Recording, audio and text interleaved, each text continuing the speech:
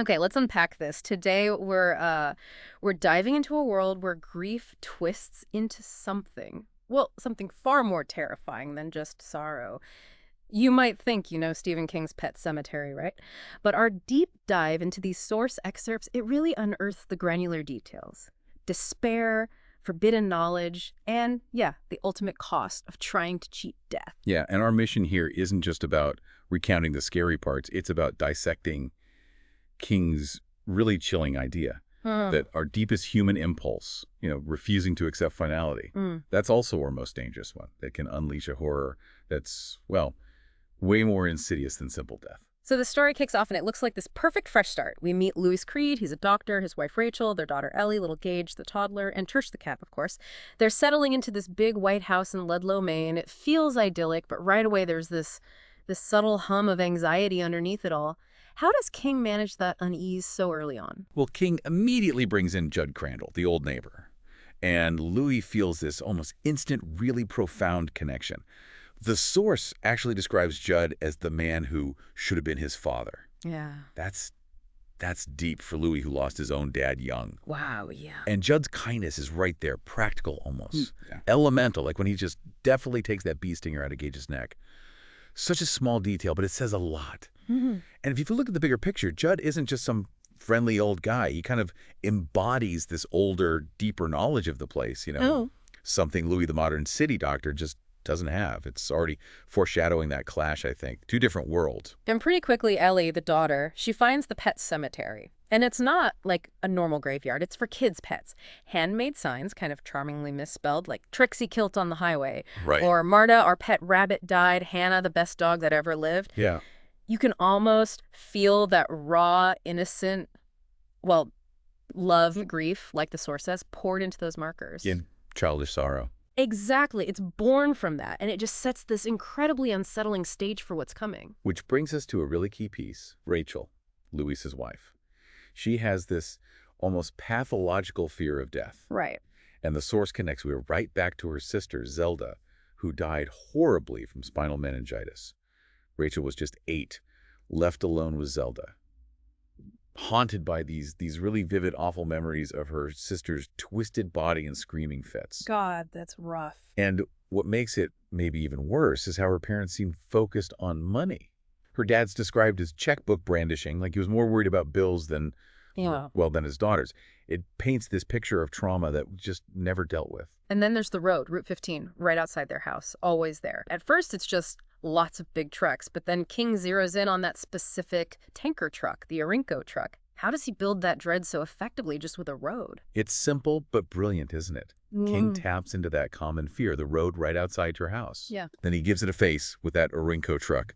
It goes from just background noise to this active, almost like malevolent presence. A character, almost. Exactly. It casts this literal and metaphorical shadow. It becomes this omen long before anything actually happens. Masterclass in environmental dread, really. And then, inevitably, that dread becomes real. The first big blow.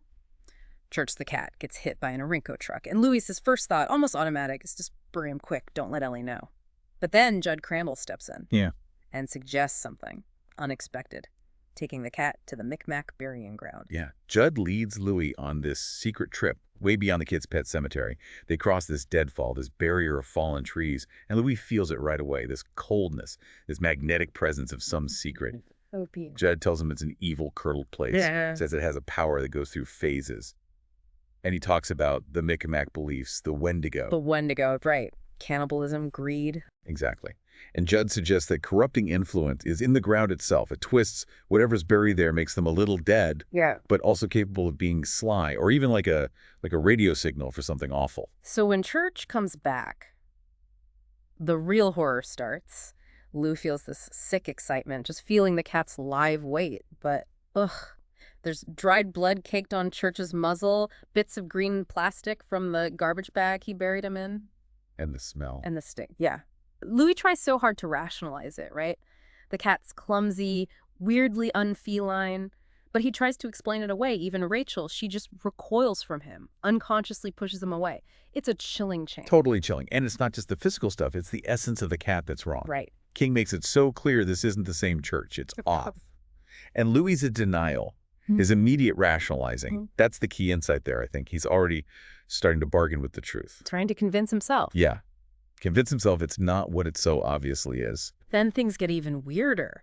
That incident at the university infirmary where Louis works. Victor Pascoe, a student, brought in with a fatal head injury, dies on the table. But it's what happens after he dies that just shatters Louis's whole worldview. What was it about that? It's the impossible clarity of it, isn't it? Yeah. Pascal's eyes are vacant, not seeing, dead. But he speaks, gives this crystal clear warning. In the Pet Sematary, it's not the real cemetery. Yeah. It flies in the face of everything Louis, the rational doctor, believes. He wants to call it a hallucination, stress, whatever. But King makes it so visceral. The words are literally on Pascal's bloody lips.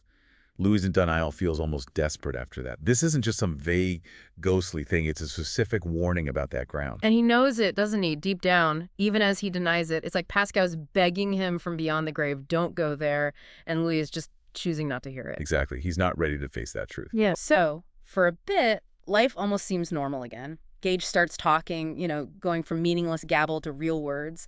And there's that beautiful, heartbreaking scene with the kite.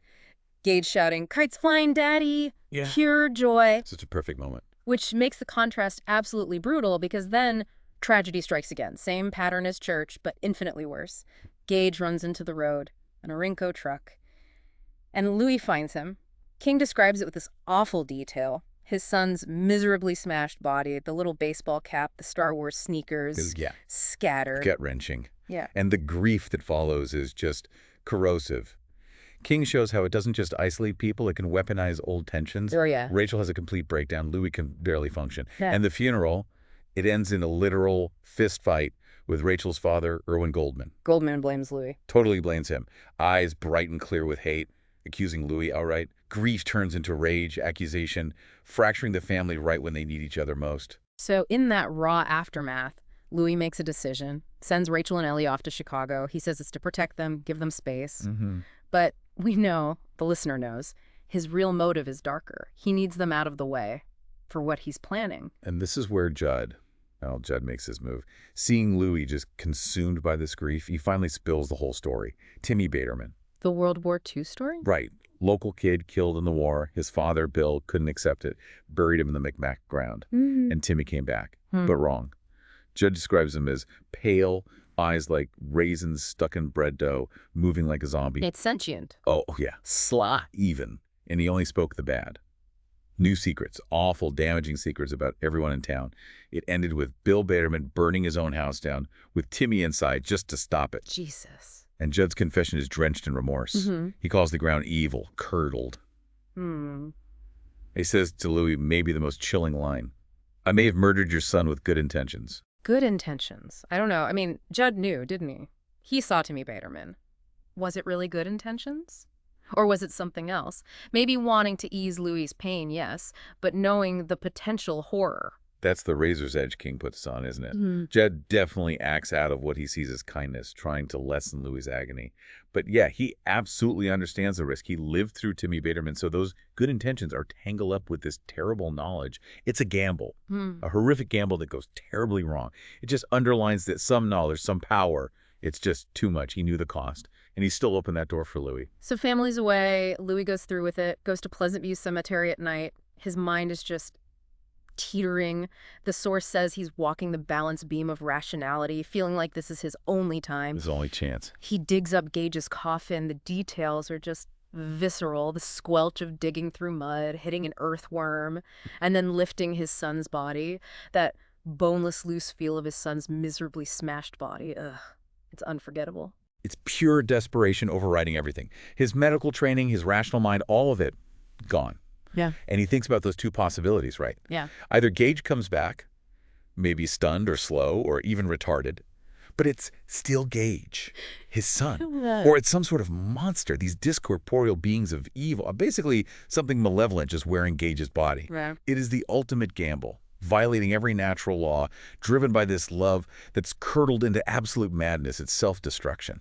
And while this is happening, Rachel's driving back. She feels this unease, has bad dreams, starts heading back to Ludlow, And weird things happen, like her car's battery cable just comes off, like something is trying to stop her. Yeah, like the ground's influence, maybe. Yeah. Reaching out. Could be. Yeah. But she gets there eventually. Too late, though. The consequences hit immediately. Louis gets back, finds muddy footprints in the house, his scalpel. It's missing from his bag. Oh, no. And then he finds Judd Crandall's body. Hmm. Murdered by Gage. The creature didn't wait long. And its appearance. The source describes it as just utterly horrific, mouth smeared with blood, a hellish grin, these insectile eyes. And the voice. Not Gage's voice, it speaks in Norma's voice, Judd's dead wife. Mm. Saying vile things Judd would know, secrets. She fucked every one of your friends, Judd.